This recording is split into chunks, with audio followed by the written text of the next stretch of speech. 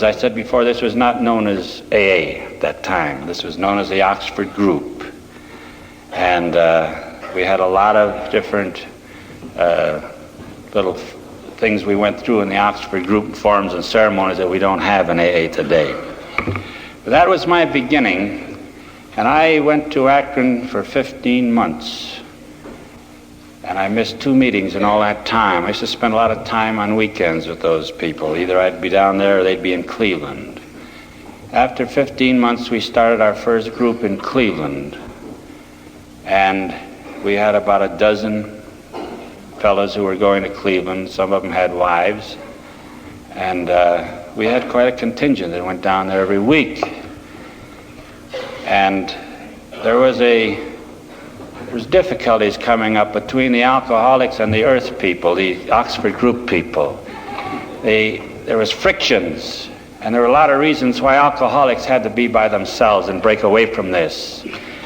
During 1938, I came in February 38. During the fall of 38, the book was written, and the 12 steps were written. And the book was published in February of 39. When we started our group in Cleveland, we started it as Alcoholics Anonymous. We took the name from the book. Cleveland, Ohio was the first group that started as Alcoholics Anonymous. New York and Akron started in the Oxford Group, and they eventually switched into the AA name. So that's something, a little history you Clevelanders probably can take home with you. At any rate, we started on a different basis. In the Oxford Group, we used to operate on the 4 principles of the 4 absolutes of absolute honesty, unselfishness, purity, and love. When the AA book was written, the 12 steps were written. 12 steps were written as a way of life, a way to change a person's life.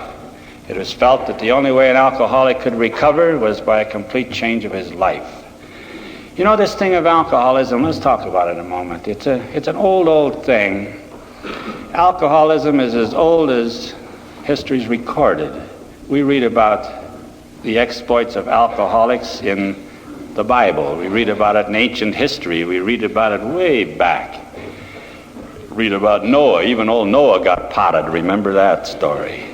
Now, this is a long time ago. And all these years, things have been tried to change this thing of alcoholism, cure alcoholics, help them, shoot them, anything. A lot of things have been tried.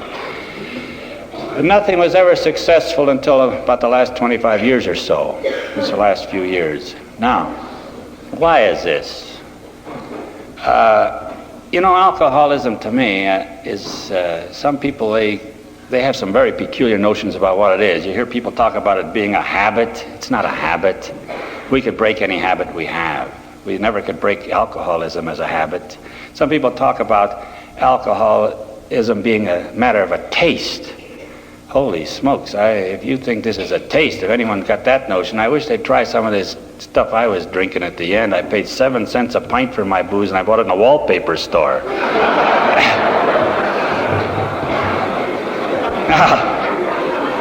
Believe me, I didn't drink this for its palatable qualities.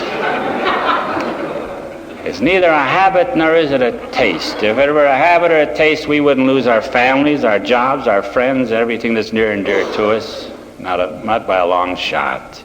Alcoholism is an obsession. It's a condition of the mind. It's an illness. It's an illness, however, that I'm quite sure we'll never discover a pill or a potion that will ever cure. Alcoholism has to be handled in a different way. All these years, these many, many years, people, you and I have had the same treatment. We've had all this good advice. People have given me some of the finest advice. I've had $1 million worth of good advice before I ever got to AA. People told me if I didn't quit drinking, what was going to happen to me. And boy, they were right. See? But it happened. It didn't stop me. And they told you the same thing. They told me what was going to happen to my liver. They told me what was going to happen to my head. What's going to happen to this? What's going to happen? Am I going to lose my job? Am I going to lose my family? Am I going to lose my self-respect? Am I going to lose everything? I did. So what? I wanted to get out of this thing of alcoholism. I couldn't. You know, all these people who have tried, and there's a lot of people still trying, and why they fail with us, with you and I as alcoholics. One big reason why they fail is they assume that you and I are logical thinking creatures. Every time, I hope there's not one here, but every time I get up on one of these podiums and I see that sign "think" on there, I turn it over. I don't want to offend anyone. They think that we can think. An alcoholic don't think. An alcoholic feels. And he never acts on anything until he feels a certain way. So the program of Alcoholics Anonymous has to change us in the way we feel about things, about ourselves and about everything else. We are an emotional people. We act on emotions, not on sound judgment. That's something that a lot of people never find out. That's why so many of these programs fail with alcoholics. And that's why you and I in AA are able to transmit something and communicate with an alcoholic successfully. This is the doggonest outfit in the world. You walk into an AA meeting, you meet a bunch of people you've never seen before in your life, and in 10 minutes you're telling them all your secrets, things you wouldn't even tell your mother, and everybody laughs about it. Okay? This is something. You know, you have to be a total failure before you're qualified to get in here. I got a big kick out of one time. I happen to be a salesman. I work for an insurance company. And you know how these insurance outfits are. Any of you fellas that have been in the sales field know that they are the exponents of the biggest bunch of bull in the world. And we have these conventions every year, and they get all the men into the home office, and they want to tell you what's going to happen next year and what you're supposed to do and all the new stuff coming out. And they wine you and dine you and show you a big time, make you feel like a big wheel. But they always do one thing. They always have a high-powered speaker to talk to the men. I remember a couple of years ago, I was up to home office, and they really had a honey. This boy was really something they had up there. He was a man from General Motors, and he spent all his time going around talking to sales organizations. And he really had a pitch that really stopped them all. But today he was talking about success. And he went on talking about eat success, think success, dream success, everything is success. He just pounded that success thing home, boom, boom, boom, boom, see? And then he winds up and he says, you never heard of anybody standing up in front of a bunch of people and bragging about being a failure, did you? I says, Buster, I got news for you.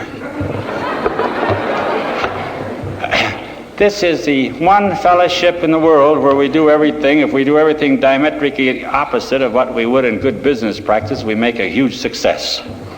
And that's about right. This thing of alcoholism only affects certain people.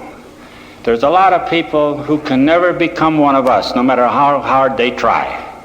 I think the privilege of being an alcoholic is reserved for a chosen few.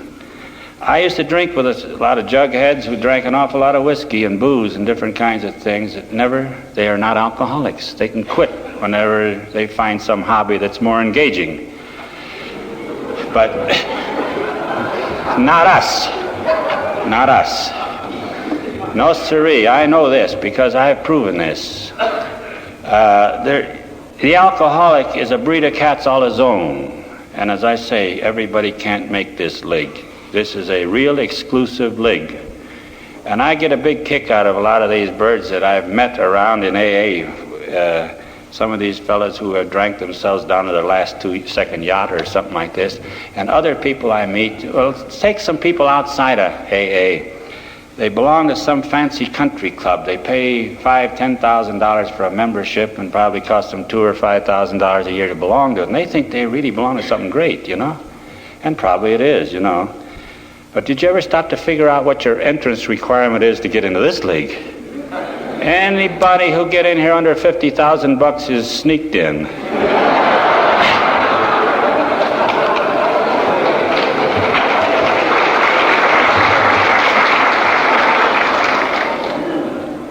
Believe me, I value my membership here. And it's a wonderful thing, and it is a miracle that we're all here. If you don't think this is a miracle, think about this sometime. Go home and think about this.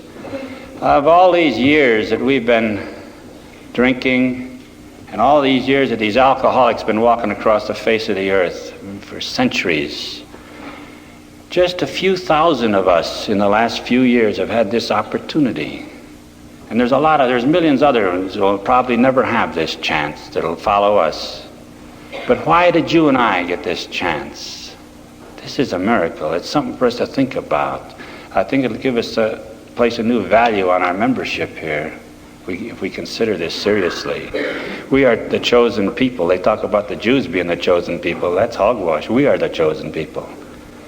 We are. Where would you ever find a fellowship like this?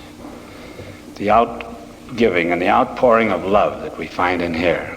I belong to organizations and clubs and lodges and veterans groups and things such as that. I like them. I enjoy them. But they have no relationship to what the Spirit is in a fellowship such as ours, in our fellowship here. There's nothing like it. And you and I have this privilege. Now, how about this alcoholic fellow? I mentioned a moment ago that I think he's a different breed of cats than anyone else. And I don't think everyone can be one. I think you have to have certain characteristics to be an alcoholic. There are drunks and there are alcoholics. Every alcoholic is a drunk, but every drunk is not an alcoholic by a long shot. Believe me, because I've laid drunk with all of them. Now, the alcoholic, I think you can pigeonhole him by characteristics. I've never seen an alcoholic yet who is not a high-strung individual. This alcoholic is a very sensitive soul. He's always going around looking for someone to hurt his feelings.